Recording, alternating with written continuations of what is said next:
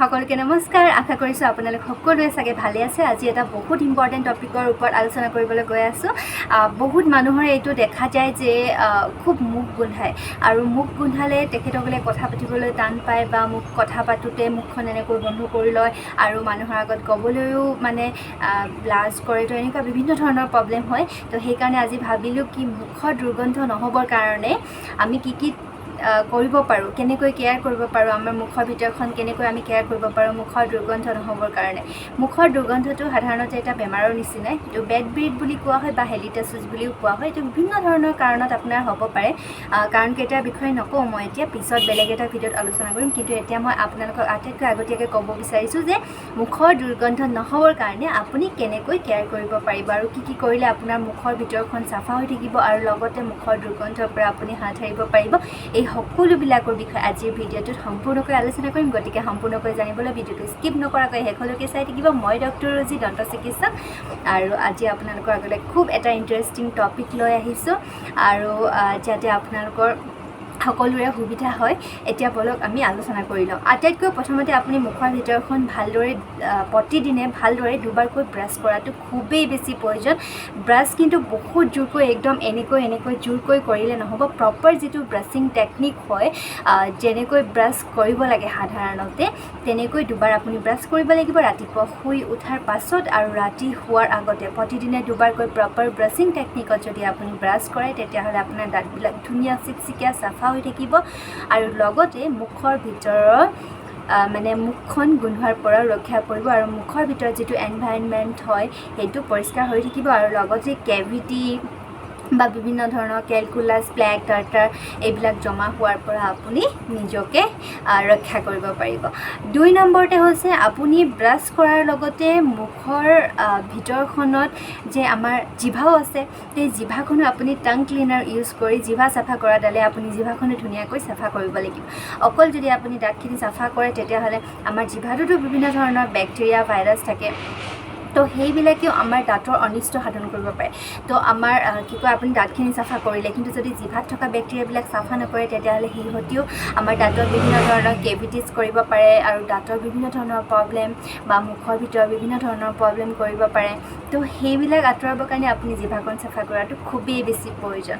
তাৰ পাছত কিন্তু আপুনি যদি ব্ৰাছ কৰে তেতিয়াহ'লে আমাৰ দাঁতৰ যি ওপৰৰ পৰ্চন, যদি আপুনি ব্ৰাছ কৰে তেতিয়াহ'লে আপোনাৰ দাঁতৰ ওপৰৰ পৰ্চন বা আপোনাৰ যিটো চুবোৱা পৰ্চন আৰু ভিতৰৰ পৰ্চন এইকেইটা চাফা হয়। কিন্তু দুটা দাঁতৰ মাজৰ যি পৰ্চন সেই পৰ্চনটো কিন্তু চাফা কৰিবৰ কাৰণে আপুনি ডেণ্টেল ফ্লছ ইউজ কৰাটো বহুতেই বেছি প্ৰয়োজন। আজিকালি বজাৰত বিভিন্ন ধৰণৰ ডেণ্টেল ফ্লছ এভেইলেবল আছে।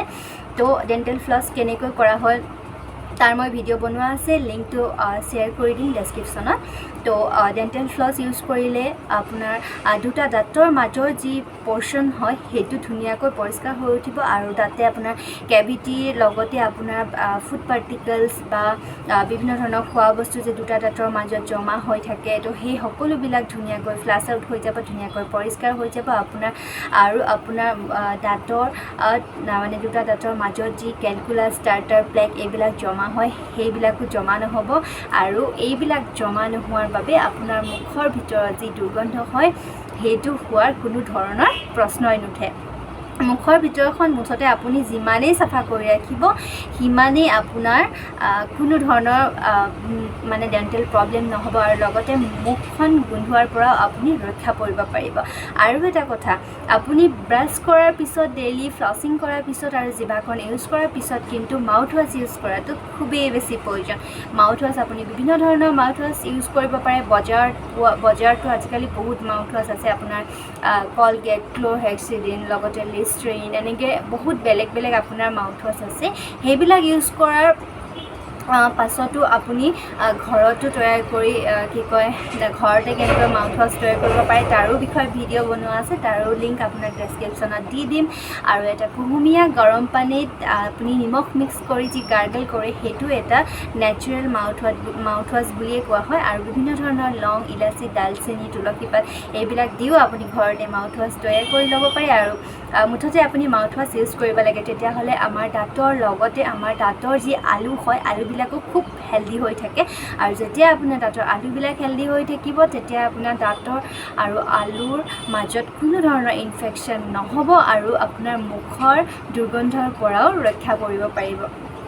ইয়াৰ লগতে আপোনাৰ বিভিন্ন ধৰণৰ যিবিলাক বেয়া বস্তুবিলাক খোৱা গুটকা পান মছলা লগতে আপোনাৰ বিড়ি চিগাৰেট এইবিলাকৰ লগতে আপোনাৰ যি তামোল পাণ এই বেয়া বস্তুবিলাক যে বেয়া হেবিটবিলাক যে আছে এই বস্তুবিলাক খোৱাৰ ফলত আপোনাৰ দাঁতৰ চেকা লাগিব পাৰে, দাঁতৰ কালাৰ চেঞ্জ হ'ব পাৰে। তাৰ লগতে দাঁতবিলাক যদি বেছি তামোল পাণ খায় বা বেছি যদি আপুনি অনবৰতে দাঁতবিলাক চুবাই থাকে গোটেই দিনটো যদি আপুনি কিবা নহয় কিবা খাই থাকে তেতিয়াহ'লে দাঁতবিলাক বেছি সোনকালে ক্ষয় যোৱাৰ লগতে আপোনাৰ দাঁতৰ যি তামোল পাণৰ চেকা লাগিব আৰু লগতে আপোনাৰ তামোল পাণ বেছিকৈ খোৱাৰ ফলত আপুনি আপোনাৰ দুটা দাঁতৰ মাজৰ যি ঠাই হয় সেই ঠাইত আপোনাৰ কেলকুলাছ প্লেক টাৰ্টাৰ জমা হ'ব আৰু লাহে লাহে বিভিন্ন ধৰণৰ প্ৰব্লেম হোৱা যায়, যেনেকৈ দাঁতৰ আলুবিলাক তললৈ গুচি যায়, দাঁতবিলাক লাহে লাহে হিলিবলৈ আৰম্ভ কৰে, লগতে মুখৰ দুৰ্গন্ধও হয়, মুখখন বাৰে বাৰে শুকাই যায়, এনেকুৱা বিভিন্ন ধৰণৰ প্ৰব্লেম হয়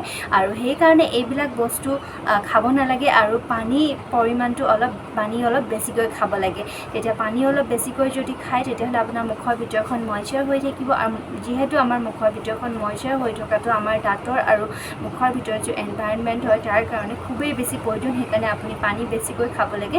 আৰু মুখখন যদি বাৰে বাৰে শুকাই যায় তেতিয়াও এটা আপোনাৰ প্ৰব্লেম হয় যিটো সাধাৰণতে জেৰষ্টমিয়া বুলি কোৱা হয় আৰু জেৰষ্টমিয়াৰ এটা চিমটমছেই হৈছে মানে জেৰষ্টমিয়া যদি আপোনাৰ হয় তেতিয়াহ'লে আপোনাৰ সেই জেৰষ্টমিয়া বেমাৰটোত কিন্তু খুব মুখৰ দুৰ্গন্ধ হয়, কাৰণ জেৰষ্টমিয়াত যে মুখখন শুকাই যায় তেতিয়াই আপোনাৰ মুখৰ দুৰ্গন্ধ হয়। তো সেইকাৰণে আপুনি মুখৰ ভিতৰখন মইশ্চাৰ কৰি ৰাখিবৰ কাৰণে বেছিকৈ পানী খাব লাগিব আৰু এই যে বেয়া বস্তুবিলাক এইবিলাক বিড়ি চিগাৰেট তামোল পাণ চাদা যিমান আছে এইবিলাক এভইড কৰি চলিব লাগিব। এইবিলাক খোৱাৰ পৰা নিজকে আঁতৰাই থ'ব লাগিব, তেতিয়াও আপোনাৰ মুখৰ ভিতৰৰ দুৰ্গন্ধ কেতিয়াও হোৱাৰ প্ৰশ্নই নাহে, মুখৰ ভিতৰৰ দুৰ্গন্ধ একেবাৰে নহ'ব।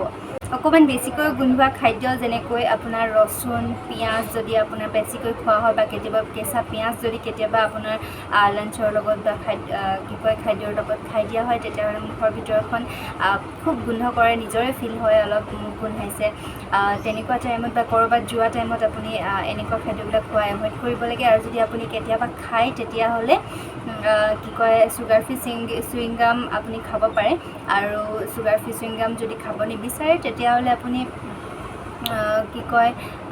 মাউথ ফ্ৰেছনাৰো ইউজ কৰিব পাৰে। আৰু কাৰণ এনেকুৱা টাইমত আপুনি যদি খাইছে যিটো টাইমত ব্ৰাছ মাউথ ৱাছ আৰু টাং ক্লিনাৰ মানে ইউজ কৰাটো সম্ভৱ নহয় তেনেকুৱা সময়ত আপুনি মাউথ ফ্ৰেছনাৰ ইউজ কৰিব পাৰে আৰু লগতে চুগাৰ ফ্ৰী চুইংগামো ইউজ কৰিব পাৰে যিটোৰ পৰা আপোনাৰ মুখৰ দুৰ্গন্ধটো বহুত পৰিমাণে কম হৈ যাব। তো এইকেইটাই কাৰণ এইকেইটা কাম কৰিলেই আপুনি মুখৰ দুৰ্গন্ধৰ পৰা নিজকে বচাই ৰাখিব পাৰিব, মুখখন গোন্ধোৱাৰ পৰা। আৰু লগতে দাঁতখিনি যদি ভালকৈ পৰিষ্কাৰ কৰি ৰাখে তেতিয়াহ'লে দাঁতত কেভিটিজ নহ'ব, লগতে আপোনাৰ দাঁতত কেলকুলাছ টাৰ্টাৰ এইবিলাক জমা নহ'ব, দাঁতবিলাক পৰিষ্কাৰ হৈ থাকিব, লগতে দাঁতৰ আলুৰ কোনো ধৰণৰ ইনফেকশ্যন নহ'ব আৰু মুখৰ ভিতৰত যিকোনো বেমাৰ আজাৰৰ পৰা আপুনি ৰক্ষা কৰিব পাৰিব যদিহে আপুনি এইকেইটা কথা মানি চলে। আৰু লগতে মুখৰ দুৰ্গন্ধ হোৱা কোনো ধৰণৰ প্ৰশ্নই নাহে যদিহে আপুনি এইকেইটা কথা মানি চলে। আৰু প্ৰতি ছমাহৰ মূৰে বা এটা আপোনাৰ ডিউৰেশ্যনত ছমাহ এবছৰৰ মূৰত আপুনি নিজৰ ঘৰৰ ওচৰতে থকা কাষতে থকা ডেণ্টিষ্টৰ ওচৰত গৈ এবাৰ কনচাল্ট কৰাই ল'ব যাতে আপোনাৰ মুখৰ ভিতৰত কিবা প্ৰব্লেম হৈছে নেকি। যদিও হৈছে তেতিয়াহ'লে সেই প্ৰব্লেমটো আপোনাৰ ষ্টাৰ্টিঙতে গম পাব আৰু খুব কম সময়ৰ ভিতৰতে তাৰ ট্ৰিটমেণ্টটো কৰাব পাৰিব। এইকেইটা কামেই আপুনি কৰাব লাগিব। আজিলৈ ইমানেই। যদিহে আপোনাৰ ভাল লাগিল এই টিপছকেইটা যিকেইটা কৰিলে আপোনাৰ মুখৰ দুৰ্গন্ধ নহ'ব তেতিয়াহ'লে আপোনাৰ ফেমিলি আৰু ফ্ৰেণ্ডছক শ্বেয়াৰ কৰিব বুলি আশা ৰাখিলোঁ। আৰু যদি আপোনাৰ ভিডিঅ'টো ভাল লাগিলে তেতিয়াহ'লে শেষত কিন্তু শ্বেয়াৰ কৰি দিব। আৰু যদি কিবা কনফিউজন আছে বা কিবা জানিবলগীয়া কথা কিবা কথা আপুনি জানিব বিচাৰে তেতিয়াহ'লে কমেণ্ট ছেকশ্যনত গৈ কমেণ্ট কৰিব পাৰে। মই আপোনালোকক যিমান পাৰোঁ সহায় কৰিবলৈ চেষ্টা কৰিম। আকৌ আহিম এটা নতুন ভিডিঅ'ত এটা নতুন টপিকৰ সৈতে। আজিলৈ ইমানেই। ধন্যবাদ।